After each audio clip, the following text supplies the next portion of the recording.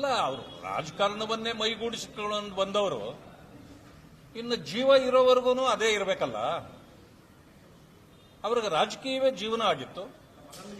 ಅಲ್ಲ, ಅದಕ್ಕೆ ಅವ್ರು ಹೇಳಿರೋದ್ರಲ್ಲಿ ತಪ್ಪಿದೆ ಅಂತ ನಾನು ಹೇಳೋದಿಲ್ಲ, ಅದು ಅವರ ಸ್ವಂತ ಇಚ್ಛೆ.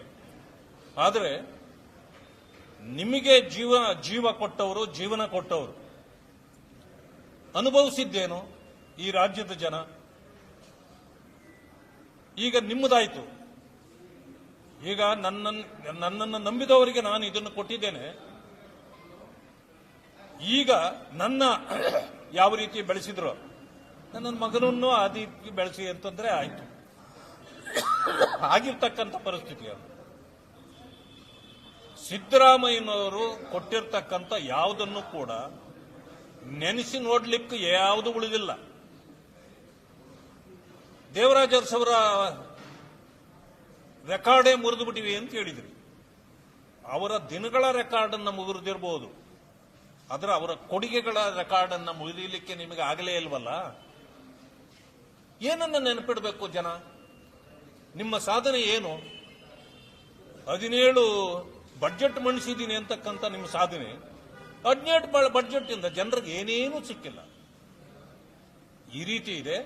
ಅದರಿಂದ ಈ ವಂಶ ಪಾರಂಪರ್ಯಕ್ಕೆ ಈಗ ನೀವು ಜೋತು ಬಿದ್ದಿದ್ದೀರಿ.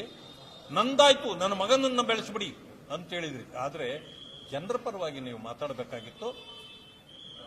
ಆದ್ರಿಂದ ನನಗನ್ನಿಸ್ತಿದೆ ಇದು ಅಂತ್ಯ ದಿನಗಳ ಮಾತಾಡಿದ್ದಾರೆ.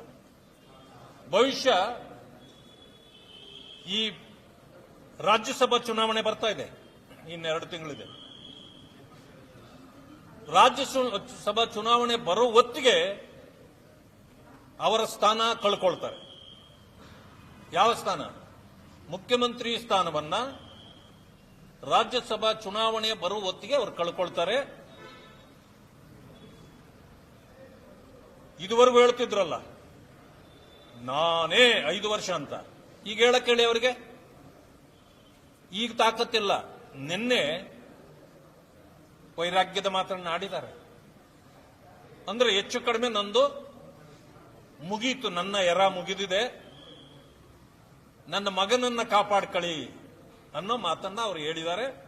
ಇದರಿಂದ ಅರ್ಥ ಆಗುತ್ತೆ ಅವರು ಸದ್ಯದಲ್ಲೇ ರಾಜೀನಾಮೆ ಕೊಟ್ಟು ಹೋಗ್ತಾರೆ.